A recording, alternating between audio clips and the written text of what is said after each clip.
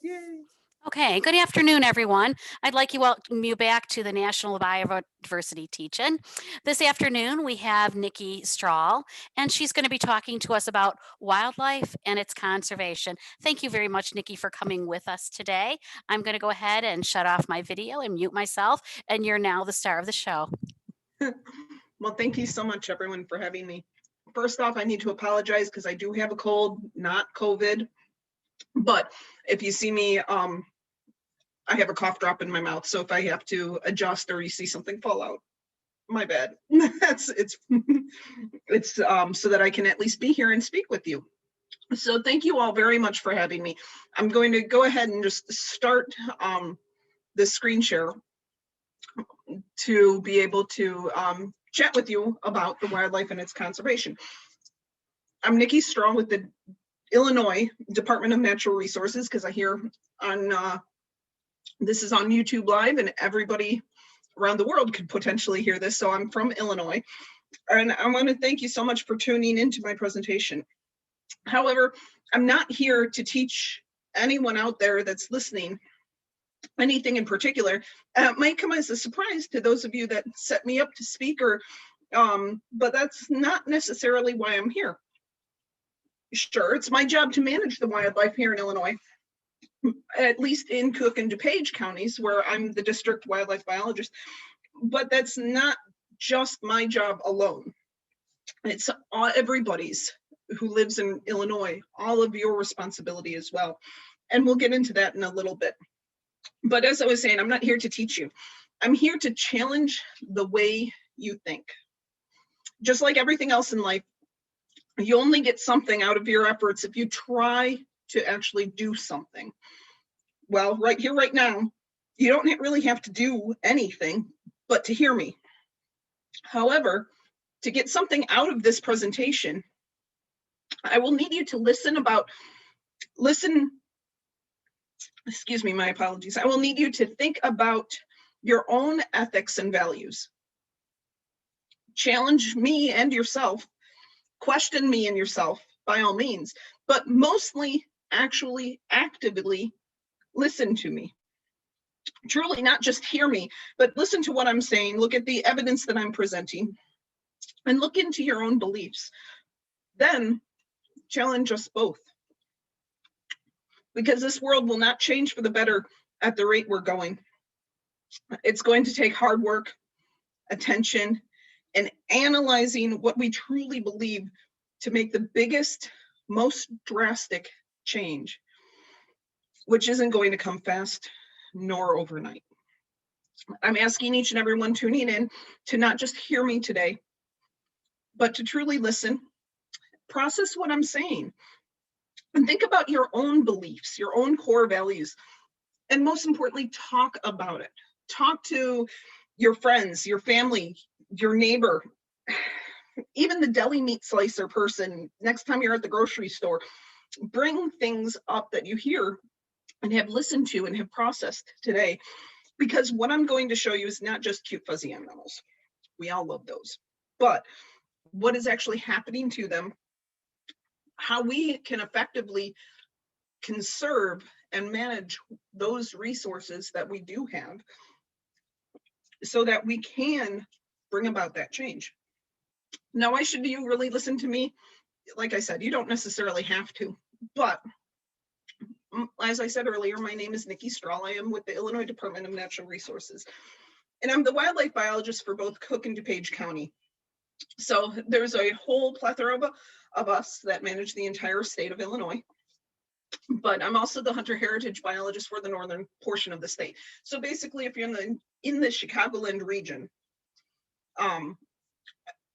and have questions, I'd be more than happy to answer them for you or turn you to the wildlife biologist that's in your district or any other questions that you might have. But I'm not just an Illinois resident working for the DNR. I'm a mother of two that have gone through this presentation actually that you're tuning into, and I enjoy the outdoors and the animals that are out there just as much as everybody else. I was raised a little bit of with that Native American mentality in me, So I have a lot of the love for all the creatures that many of you probably have. But I'm curious, how do you guys identify yourselves? Would you say you're a preservationist? Maybe a conservationist like me?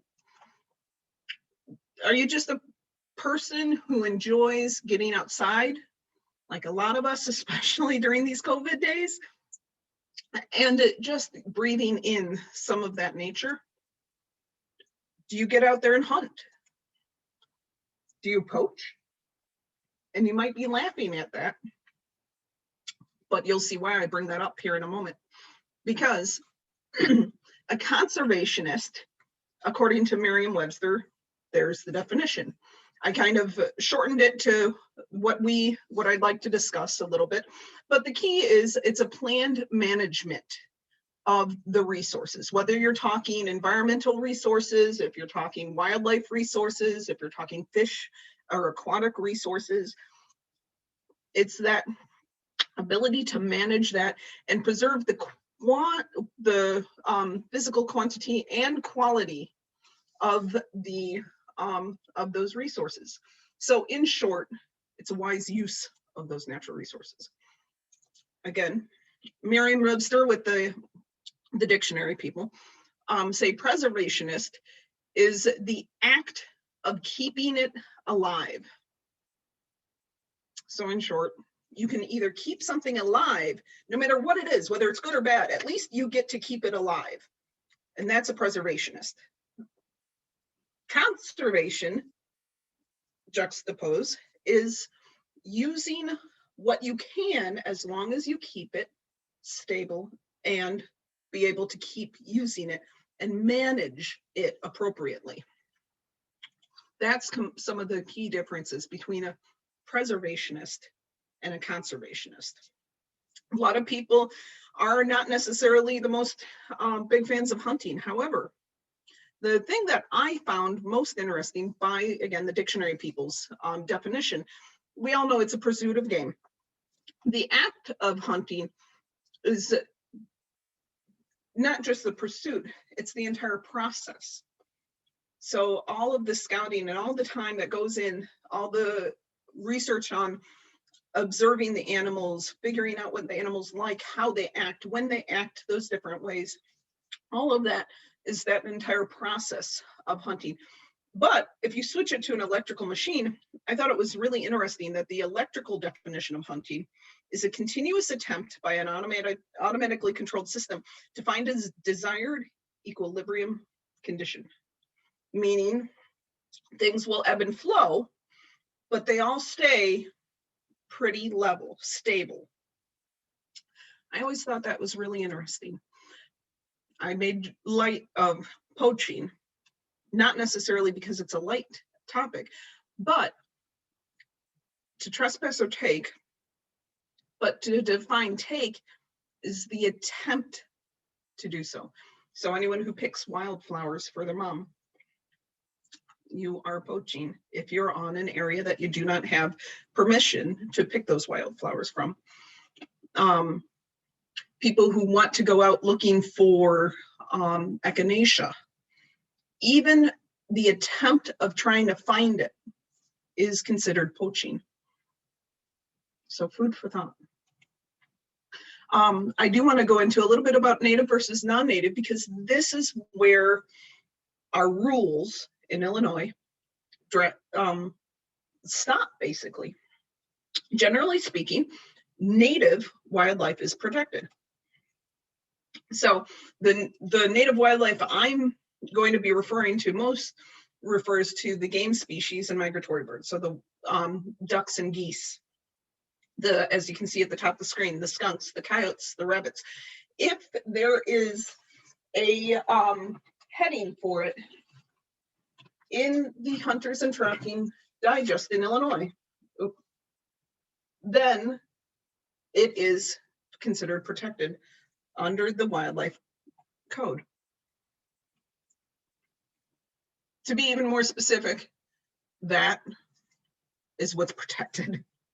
So there is a lot of animals out there But to shorten it up, I like to say anything that was here when the indigenous people were the only human impact on the local system. You have to keep in mind, wildlife have always coexisted with human impact. It's just a matter of the severity of the impact. Native Americans were the first peoples here, as far as I know, and they have they learned to sustain that equilibrium with the wildlife when they could, or as the wildlife evolved and as we evolved. Why is all of that matter? I like to bring up a couple of authors, and if you haven't researched some of these authors, I do highly recommend anything from Alda Leopold and John Muir. In every walk with nature, one receives far more than he seeks. We all need that disconnection from Zoom, from the electronics, from social media. You've heard, I'm sure, in other presentations in other places how there is that that over fatigue with our electronic components. The amount that we do tag into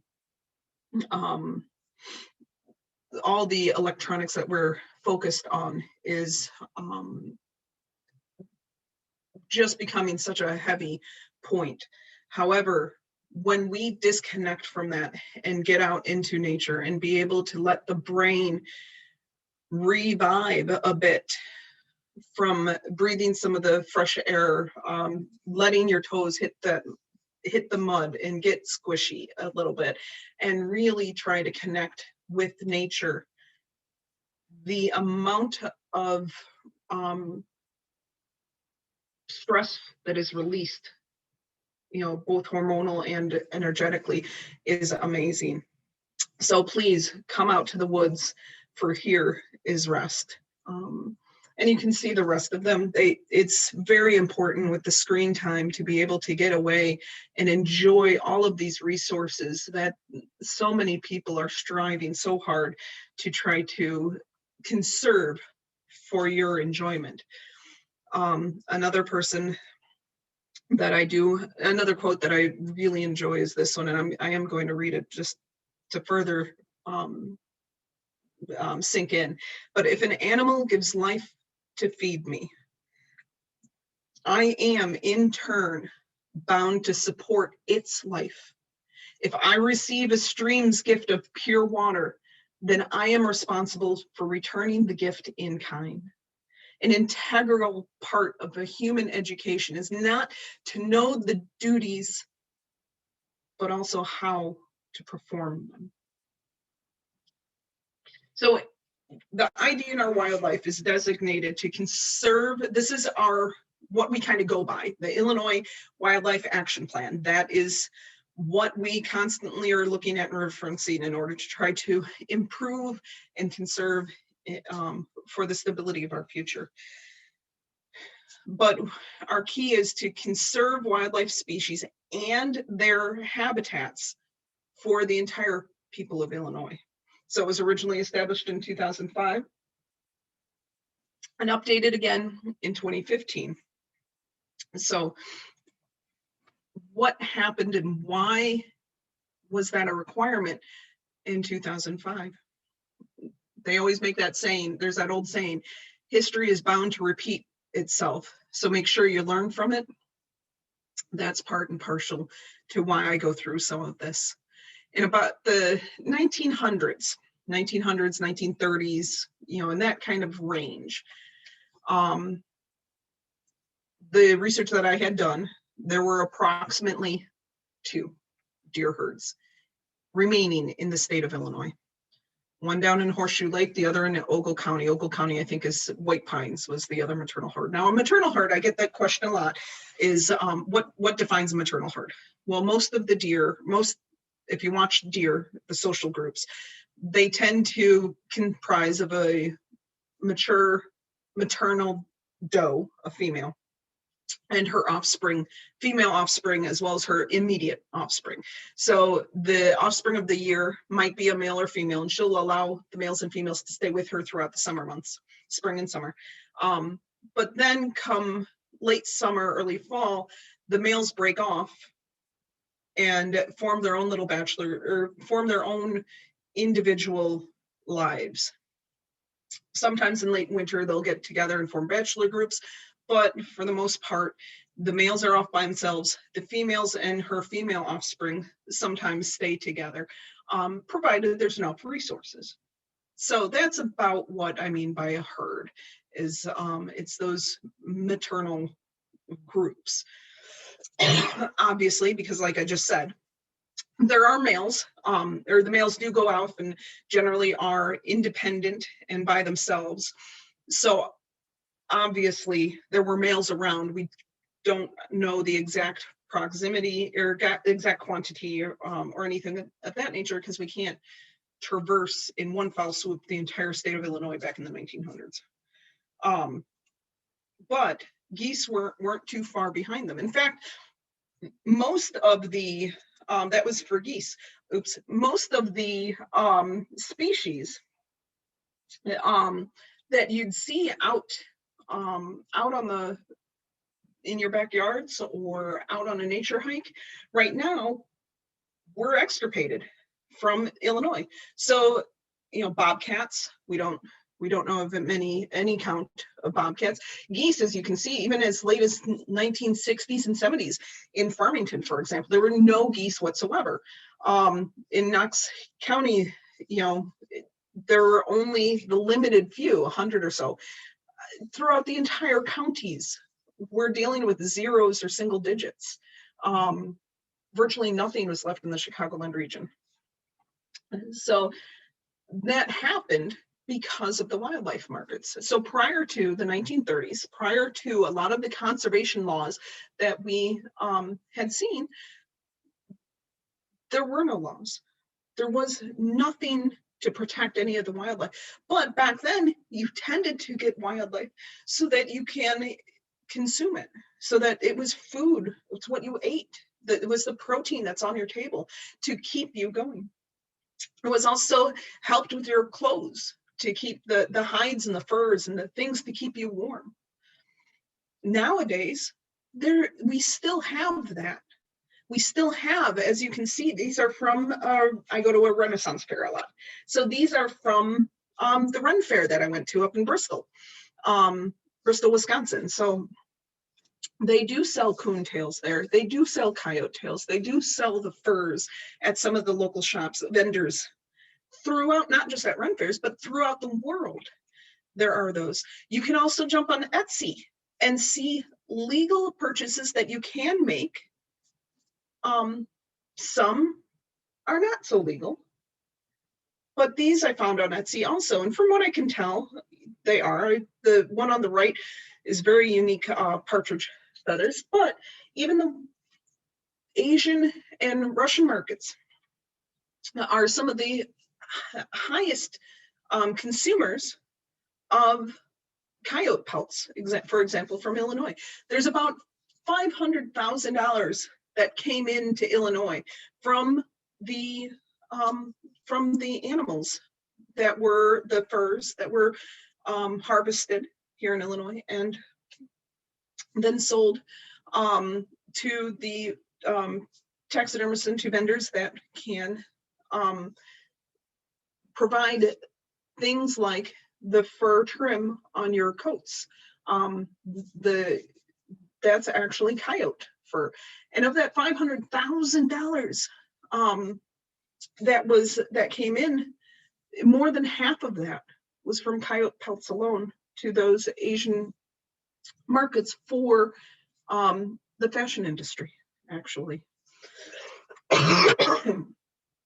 But the thing is, all of that is after the 1930s, all of that regulation. Even now, something like this, these blue jay earrings, blue jay feather earrings, are not legal because blue jays cannot be harvested. You cannot take a blue jay based on the state regulations. So these some things that are out there are not legal to acquire. And it comes back down to just not knowing. A lot of people don't know what is legal and what is not legal.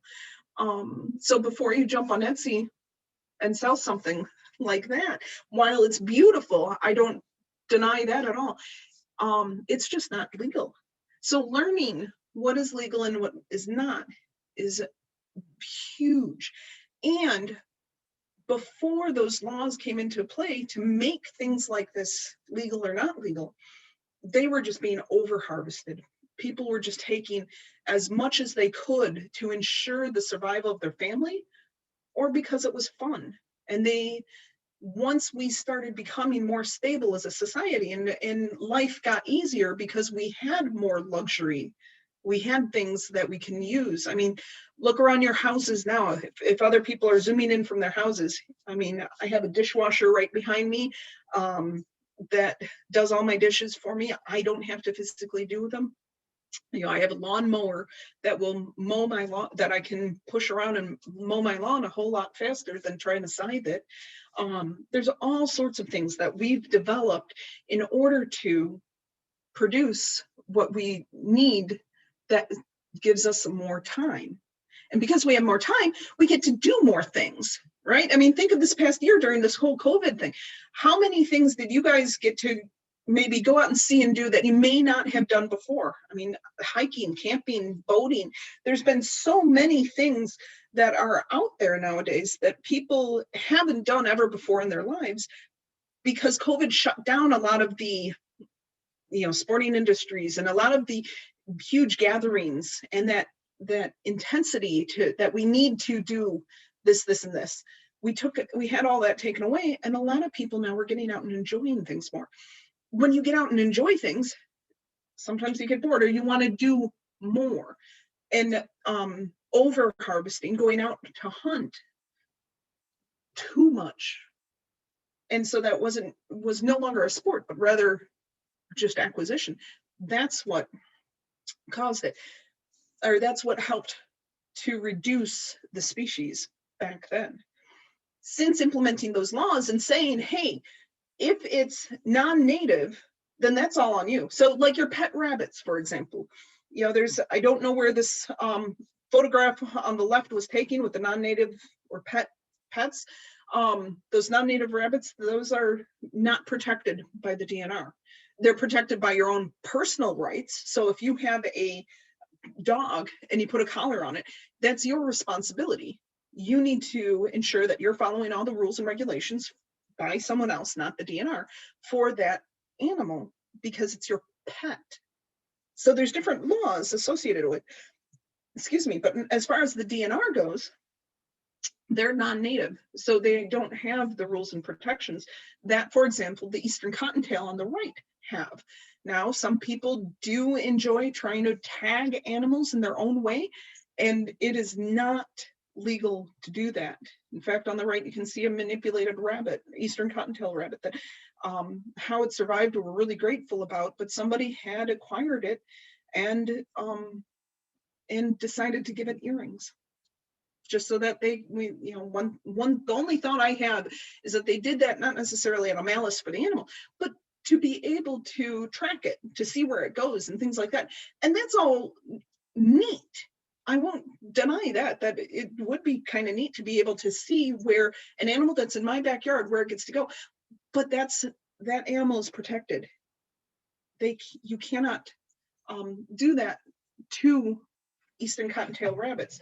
Now, if it was your pet, that's your own prerogative. That's your own choice, but it's up to you guys to do.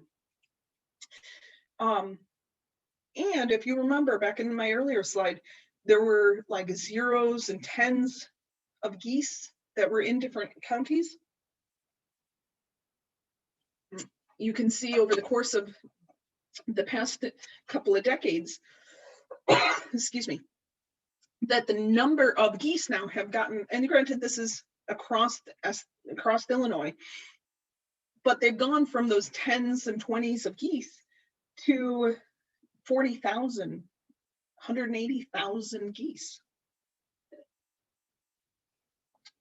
And at least according to this picture, seems rather stable. That population, they were able to reproduce and sustain themselves now because of all the laws that we have in place, so that we can start seeing geese and apparently the random squirrel that feed on very similar things as geese do. But we're also, because those animals now have gotten have rebounded from that 1900s time, we're now seeing them interact and adapt to our environment, to our urban locations. So something like raccoons and possums. Now, the possum was in my backyard. You can legally take those now, but they have to be labeled as a nuisance animal in order to legally take them as nuisance, in order to get a nuisance animal removal permit. And that's what these permits are saying. So it's a little old information, but you can at least see that where they kind of, the rank and file of them are. Raccoons have adapted exceedingly well to our urban environment. And we've been able to see their recovery amazingly, so much so that they're actually the highest permitted creature, highest permitted animal defined as nuisance animal in Illinois. The region 2, which is the northeastern region, the Chicagoland region, consists of 78 permits. 78% of the whole state's permits for raccoons come from this region. So they have been able to figure out how to coexist with humanity so well that now their population numbers are much higher. Skunks was the third highest one. And while you may not think skunks are the best things to have around, they do provide a niche. There's an important aspect to keeping them around. Some of your scavenger birds, like turkey vultures, they are nature's top garbage disposals, because they can smell that carrion from like a mile away and will hone in on things. And even though skunks may smell god-awful to you and I, turkey vulture loves the smell of death. So, because it's their food. They do provide food for other animals too, like red-tailed hawks and owls. So by allowing these kind of creatures, even though you and I may not appreciate them, like say, for example, an owl, whose it might be their next dinner, they are important to have around. We do have a lot of wildlife that is out in the urban environment also. I've gotten a lot of coyote calls as of late, coyote and fox. So those are protected. You cannot put things like a pipe drain around their neck. That is not something that you can legally do just to track it or whatever they're looking to do. But know what you have. We also had, at one point in time in Illinois, wolves, bear, and cougar. We are looking to track those. However, know your species, know what you have out there. The wildlifeillinois.org website provides a fantastic resource in order to provide information on all of the animals. So the animals on the left of your screen, this is a coyote, and here's a fox. The one on the right, though, this is a wolf. I mean, coyotes can come in different colorations, from a very white coloration to a very brown coloration. But know what you have going on. They also can be very thin looking, as in the picture up here or here, because in the summertime, all that coat falls off, that under fur will shed because it's hot out. Knowing what the animals do also can help to contribute to taking care of them, because in the spring and even now we're looking at coyotes breeding. So they're going to be coupling up in order to breed. Then come later, spring, they're going to have pups. So the females will be a little more territorial of the dens, of those den openings, because the pups are inside then. And knowing if you have a coyote mother who has pups, she may be territorial and she may be defensive, but defensive is not aggressive. Those are two different things. So when you're defensive, you're taking care of yourself, or in a coyote mother's mind, you're taking care of that den because the pups are down there, her offspring. But then later in the season, the pups emerge, they can fend for themselves a little bit better. The mother will teach them how to fight, or not fight, sorry, how to fend for themselves, to feed, teach them how to hunt. The pups do a lot of infighting and play, but that's playing for them. The snarling and snapping each other and tussling, that's what gets them stronger and encourages them to practice hunting more and better.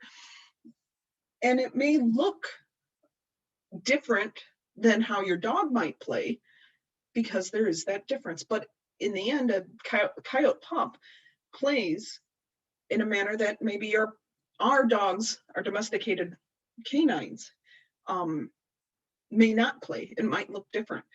It might look the same. It all depends on those unique characteristics of the animals. But come the winter time again, as summer goes on, they appear fuller and bigger bodied, but it's just fur. I mean, a fox weighs about 10 pounds, but they look much larger than that because of all that fur that they have. So know what you're looking at too. We do have bobcats.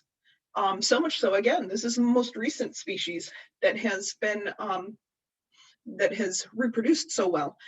So that we did open up a season for bobcats so that we can protect those numbers and be able to still allow them to reproduce and keep those numbers stable, like the geese and the deer and those animals that we're seeing. Squirrels, we do have we have the red squirrel and the eastern gray tree squirrel, and we even have flying squirrels, the southern flying squirrel. Excuse me. So we do have different squirrels in our areas. If you see a black squirrel or a white squirrel with the pink eyes, those are just different genetic mutations of the squirrels. The white squirrels that many people know as albino. So if it has pink eyes and all white, that's an albino. Whether it's a squirrel or a human or a bobcat or whatever you might have, the albinism is just one genetic mutation in the skin coloration. You can have a leucistic squirrel. So somewhere between albinism, or that all white with pink, to normal color. When you're somewhere between that all white and normal, you have like a white phase. Some people also say it's a white phase of the squirrel. That's another just genetic marker of a squirrel. And then you have black squirrels, which is the melanistic. So leucistic and melanistic are your opposite ends, where it's all black. That's just the complete opposite. They're still eastern gray tree squirrels, but and they have all the same characteristics that squirrels have. Again, you never want to feed any of the wildlife, because then it, just like COVID, it attracts more animals, more squirrels, which attract more coyotes, which attract more, potentially turkey vultures or other animals. But it's this compounding attraction. When you start feeding something, even birdseed, putting birdseed out, you want to put out very specific bird feeders to the birds that you're trying to target, so that it only targets those birds and it keeps all the seed inside. Because otherwise, when the seed falls out, you're going to attract all those other animals. And if one of those animals, for example, we'll say a coyote has rabies, heaven forbid, but coyote has rabies, is attracted to the squirrels that are eating from the bird seed that fell off the feeder onto the ground. So the squirrels are eating, the coyote eats that. The coyote has come into the area and has left, just like our COVID, the COVID or the disease laying around so that it can get spread. And because there's so many animals around, say for example, a raccoon then or a skunk comes later to feed on the bird seed that was left on the ground also. Well, some of that disease might be left around, just like if you sneeze into your hand and then go and shake someone else's hand. There's that direct transmission between us and them. I don't want any of you guys getting my cold that I have, so that's why I'm here and not teaching in front of everyone. Excuse me. It's the same principle. You don't want to try to get all the animals in one place, because then if any one of them has a disease, it might spread among all the other animals that are in your location that are being attracted by those those feeders or whatever is attracting them. So make sure not to or make sure to be very mindful when you do things like bird feeding. We've even found otters. They're in the Chicago River. They're being displaced and dispersed all throughout the Chicago region. I have them up at my park, I believe, as well. So they've come up the Fox River, Des Plaines River, a lot of the other tributaries that are off of those rivers, off the Chicago River, they're all throughout the Chicagoland region now. So if you get out and hike, like I was saying, you might be able to see them. And you might be able to see these guys too. I do take calls for cougars once in a while. I have not been able to confirm any cougar recently. Since coming on board, I started in 2017. And I haven't been able to confirm a cougar sighting. But if you see, like I said, a cougar, a bear, or a wolf, by all means, jump on that wildlifeillinois.org website and report the unusual sighting. Better yet, please get a photograph. So that is what I'm waiting for. That is what I need in order to confirm that we have these species out there. Again, it's that interconnectivity. If we do have a cougar, that's just another layer of balance that we have taken out of our system. And we're honestly scared. There's plenty of people out there scared of cougars. I'm one of them, don't get me wrong.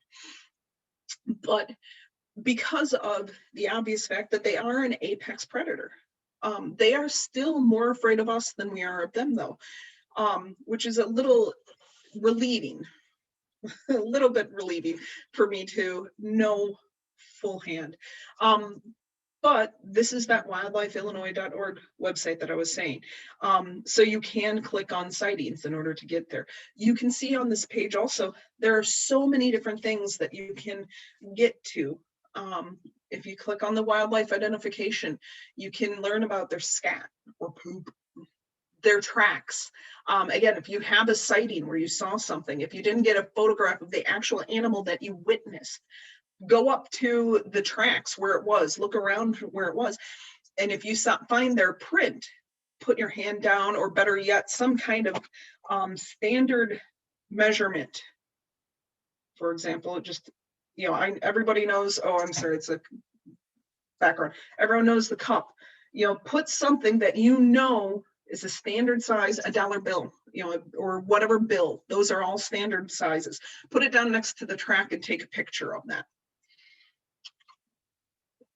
Because everything is connected. Like I was saying, I kind of went into a little bit of the feeding and why you don't want to do that necessarily because of disease transmission. That is one of those things that biologically manages the surplus. We also have starvation as one of those, and that usually comes in wintertime. Accidents. How many of you guys thinking around have seen an animal on the side of the road, that's been roadkill? So that is a natural biological occurrence that helps to keep that surplus, those extra animals down to within what's called that carrying capacity, within that survival range. So there's only so much that the environment, whether you're talking an urban or a rural environment, there's only so much that our environment can handle of any one species, because the pull from that need, food, water, shelter, space, those main things that we need, that every animal out there needs, those are the things that determine that carrying capacity. If an animal overconsumes some vegetation that it needs in order to survive, it's going to either starve or have to move on. When you have more animals in the same location, much like, again, us with COVID, if you pack a whole bunch of people into a very small space with no masks, no social distancing, if you take all the science, everything we've been told about COVID and throw it out the window and pack as many people into that space as possible, and one of them does have COVID, there's a pretty high chance that other people in that space is going to come down with COVID, right? Same thing with disease, with the animals and disease. The more animals we have and that surplus, is increased, the more likelihood that disease is going to get dropped in there and spread. But predators and hunting have always been one of those ways to keep the animals at a better carrying capacity. This might be a little too much information, but we do have, in the Chicagoland region, we have a huge portion of our population in Illinois. Out of the 12.8 million people in Illinois, 9.5 of them live up here in the Chicagoland region. So what's so important about that? It goes back to that disease management. As we took out the wolves and took out the cougars and took out those things that help keep that surplus down to the carrying capacity, as we've taken those out, we've increased things like the chance of disease spread, like I was talking about. We've also increased the amount that the deer need in order to survive. So in this picture, you can see on the right, places that deer can go and how much the deer browsing or the deer eating the plants have on the plants, versus that fence line that's called an exclosure, a deer exclosure, because the deer cannot get into that area. And on the left, you can see there's a shrub layer, there's more vegetation, there's so much more out there in the exclosure than there is out of the exclosure. And I bring that up simply to show that the area that's having the most population increase, the only area in Illinois that's continuing to increase, is the Chicagoland region. We are still seeing increasing populations, whereas the rest of Illinois is not. So as we grow up here, and we do not allow, we take out those predators that we're afraid of, legitimately so, because they are predators. But as we take those out, and as we take out the areas that can sustain them, and we can go out hunting and try to start bringing that balance back into place, the more we're breaking that balance up, the more we're encouraging that disease to be transmitted, something like chronic wasting disease, or CWD, as I call it. My kids always love me. My kids recognize it as zombie disease. The newspaper articles and everything call it zombie disease, but they do have that disease can spread, and it is 100% fatal. And it is up here in the Chicagoland region because we don't have enough people to keep that population down so that the disease isn't spread. Those hunters have been taken away. Pre and post, I won't go into it because I know I want to try to wrap this up in another couple of minutes. But as you can see, the higher the population becomes and the lower the hunters are, there's that surplus, again, that is not being taken care of to help with that wildlife.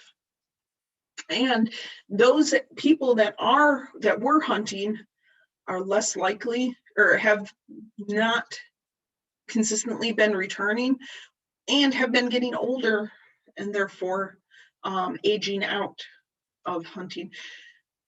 But again, that population, people are coming into Chicago, and Chicago is seeing a boom in diversity also, which is fantastic. I'm so grateful that my children are taught only in Spanish so that they can learn such the amazing culture that's out there. And the Hispanic culture is one of those that have been booming in the Chicagoland region, and it's increasing in hunters as well. The other big one that has been increasing is the Asian population. So we've been seeing these increases in the population, and the diversity then tends to come from India, China, Mexico, Canada, and Germany. Or Poland and Germany are your big areas. There's the Russian continent. I think that might have something to do with just the size of it, though. But all of this matters because of the funding source. There are not any taxes on, right now, any taxes or fees. If you go to a state park, you are not charged to go for a hike out at the state park. You are not charged if you buy binoculars for bird watching. You are not charged if you want to on snowshoes, for example. My kids and I just went snowshoeing the other day at Glacial Park up in McHenry County Conservation District. They did charge the rental fee for the snowshoes, that $10 pair of shoes.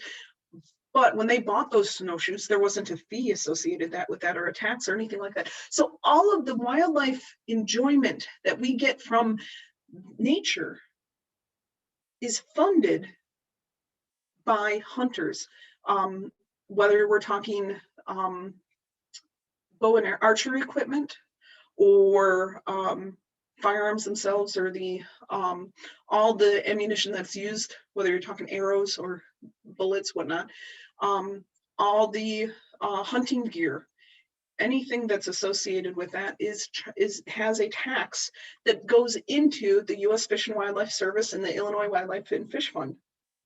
And that in turn comes back to the DNR so that we can turn it around and take care of that terrestrial environment that the wildlife resides on, so that we can help to increase that carrying capacity, that base, so that more animals can survive out there.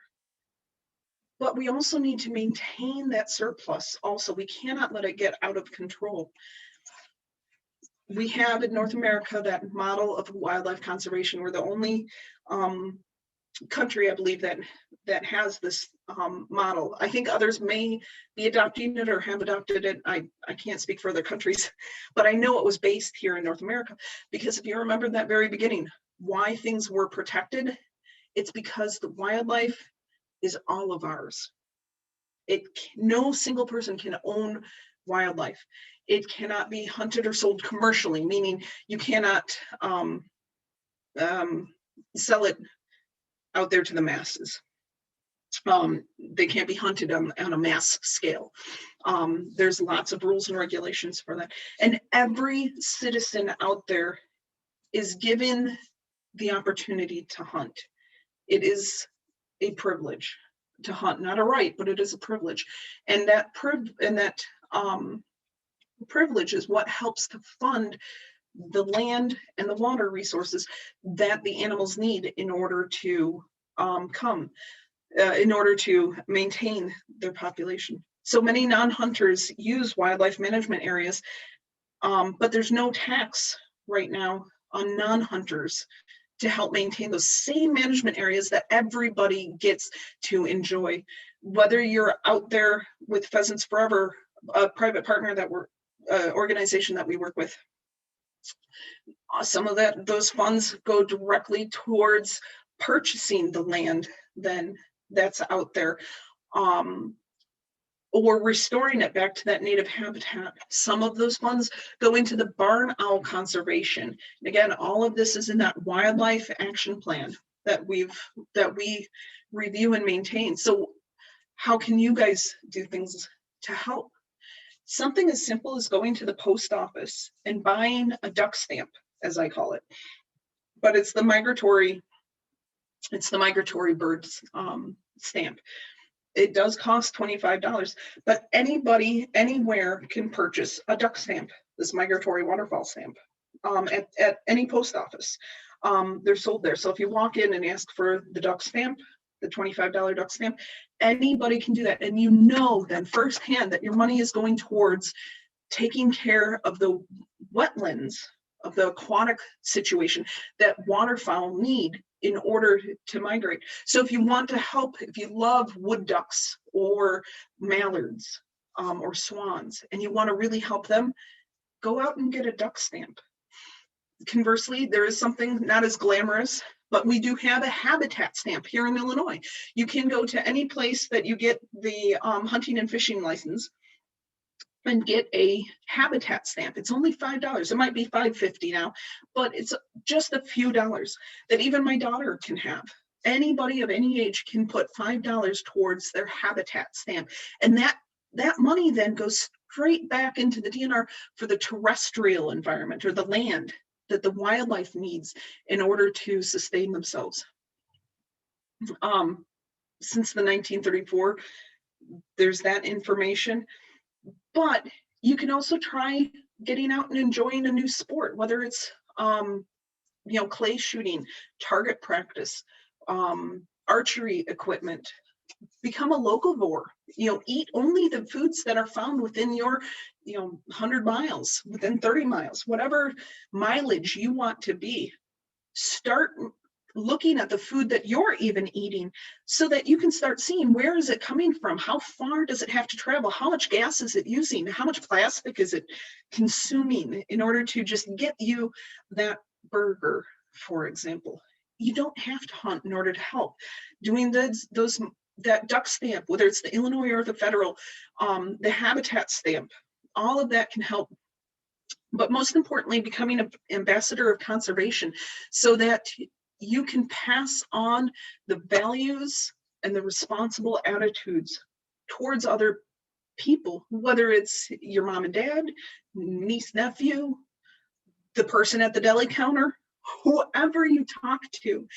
Pass on that love for nature, pass on the importance of conserving our resources so that we can continue to take care of our environment in a conservation way, not just a preservationist way. And hunting, again, is so much more than that harvest, that acquisition of that one animal, because you need to connect to the land, you need to get out on it, hike it, learn about the animals, sit and watch, talk to other people. There's so many resources involved when you do go out hunting that actually starts to make people become so conservation focused. And a lot of the hunting conservationists have the same goals as non-hunting conservationists. We're all in the same ballpark. There's just a fence that goes through the middle of it. And some people won't even walk on that fence. You may not consider yourself a hunter, but you may not consider yourself a non-hunter.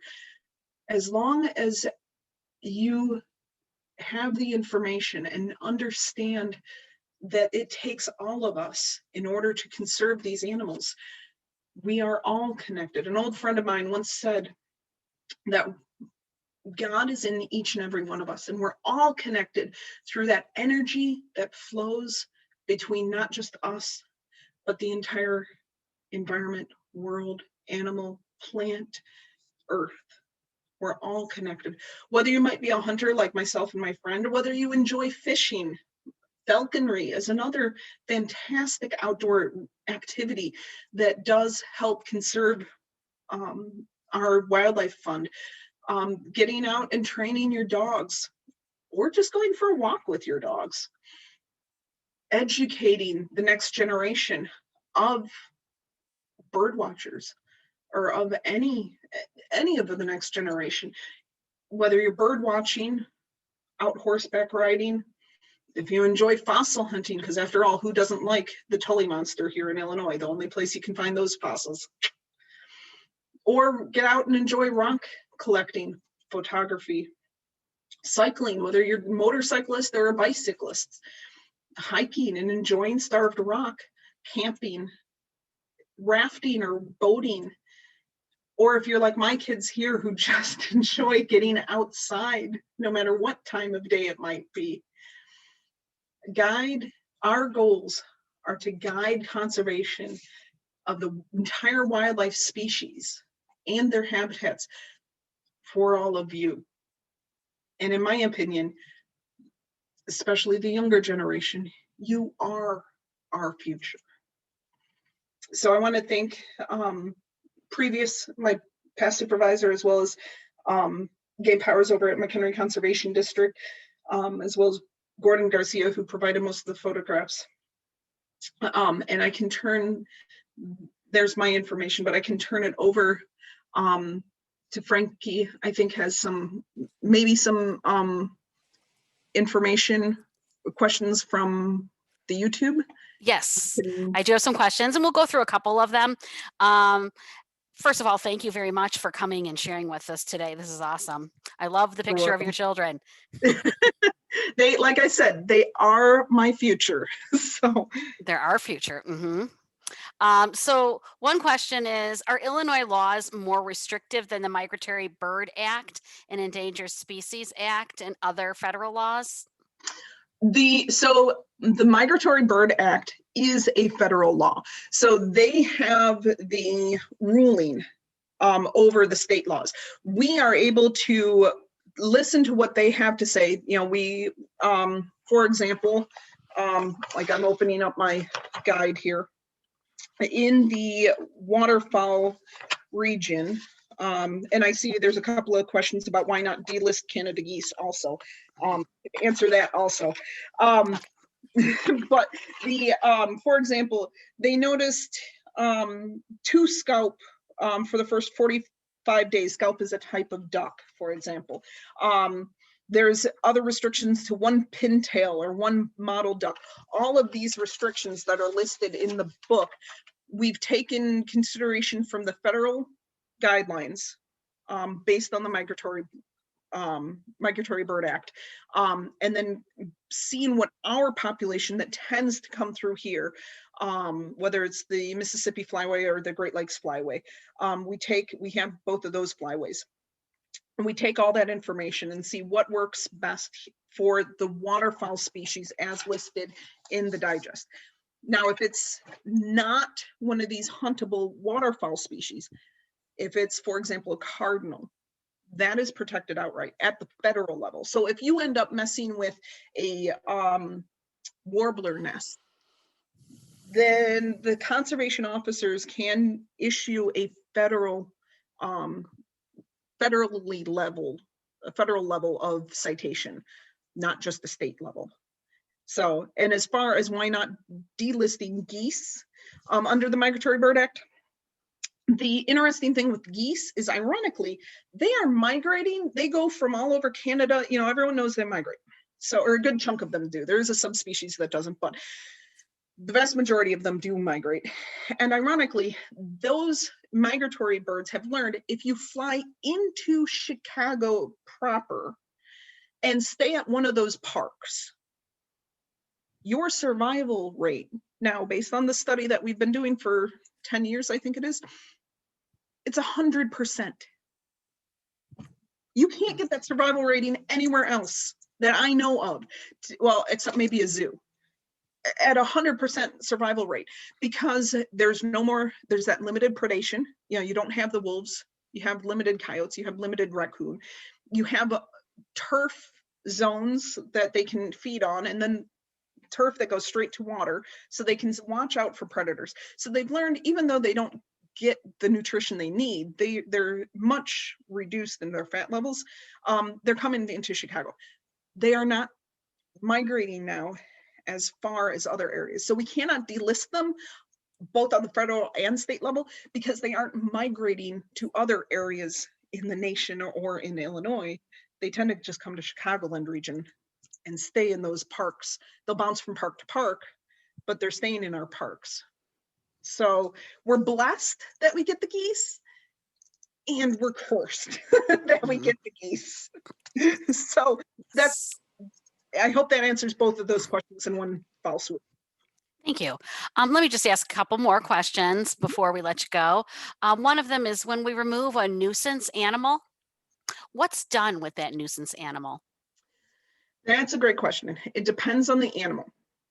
So skunks, there are no loopholes for. If a skunk is determined to be a nuisance species, or a nuisance animal, if you have a nuisance skunk, it is Illinois law that it does have to be euthanized. So you do have to kill the skunks. They do tend to have a higher rate of rabies. And so that's one of the safety concerns why. Raccoons are the other one that, generally speaking, has to be euthanized. There is a loophole for raccoons. If you can find a veterinarian that's willing to pull blood from it and hold it for 45 days in order to diagnose the fact that it does not have any diseases on or within it, and it does not have rabies, then it can be released. However, now you've acclimated it to humanity because you've held it for those 45 days. So now you have to ensure that it's not going to aggravate the situation.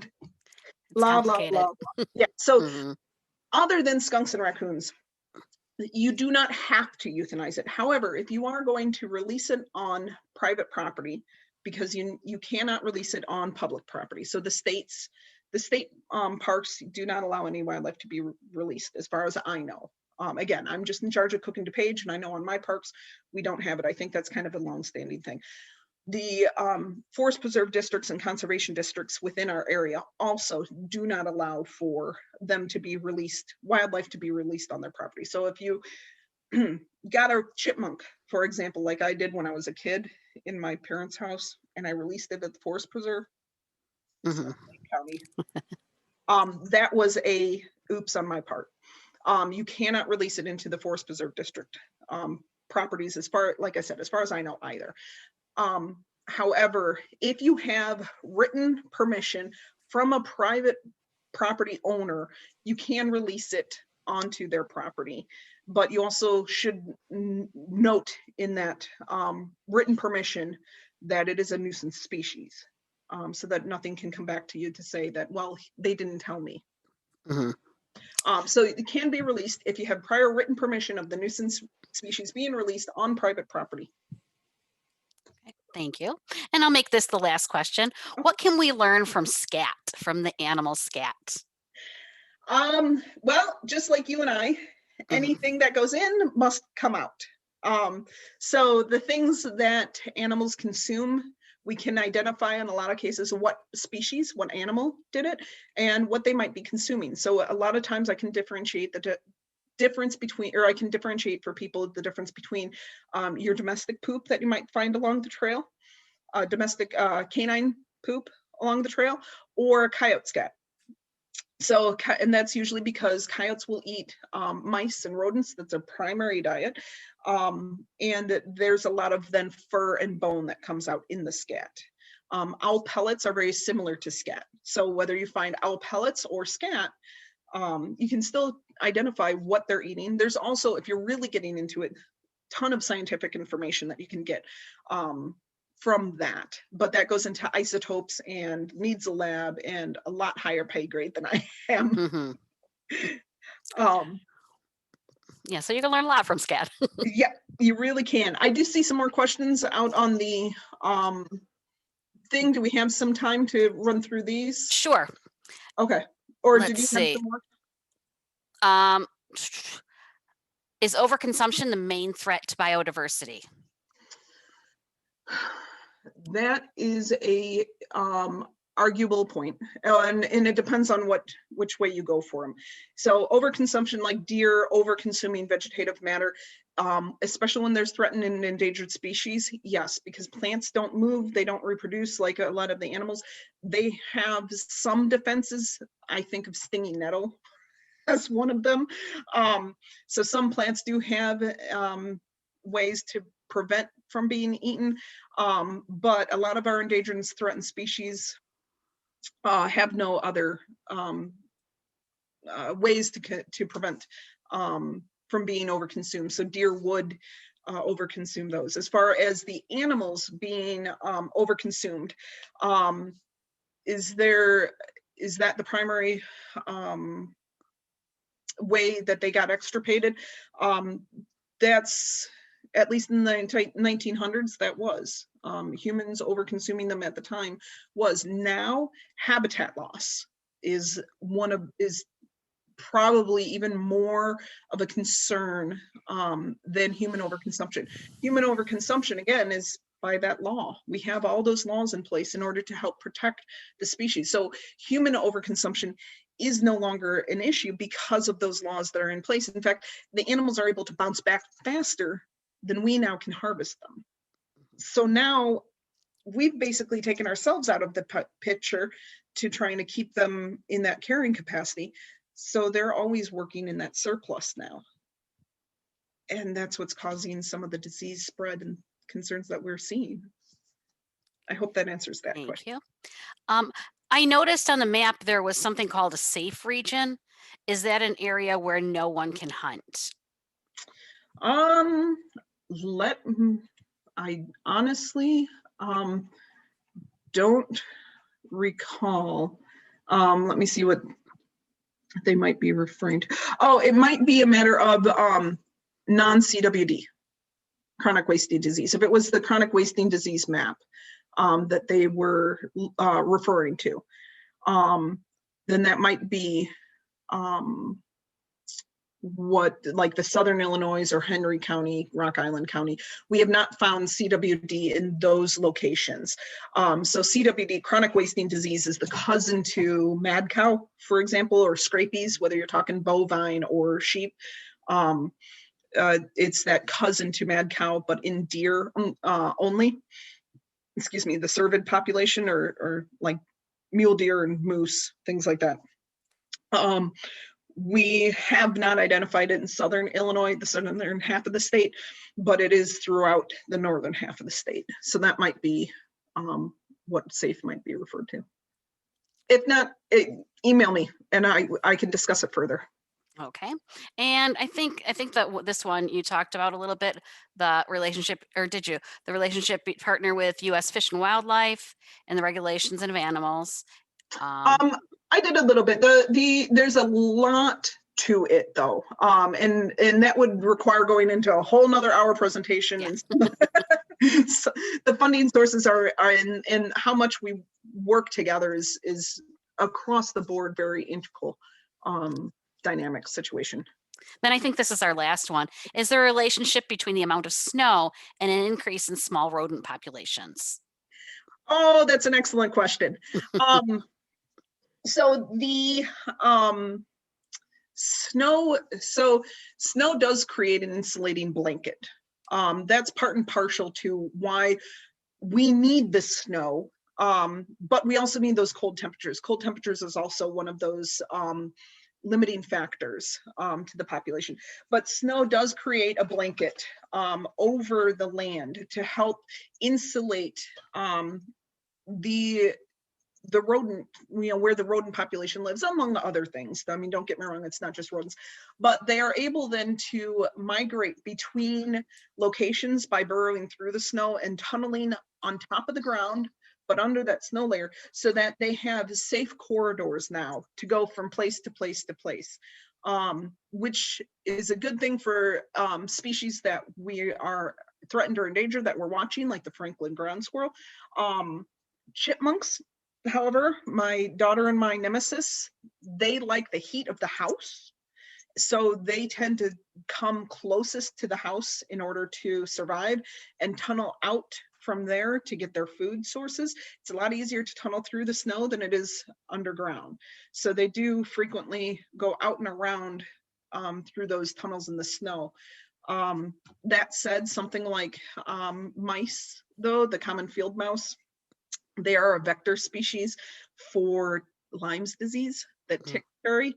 Ticks are, they when they're little nymphs, they tend to adhere to the mice first to get some size on them. And they contract the Lyme's disease bacterium that way. And then that way, when the tick goes to the deer, they infect the deer and acquire it there. And then they're a host now, or the deer is the host, and now they're infected.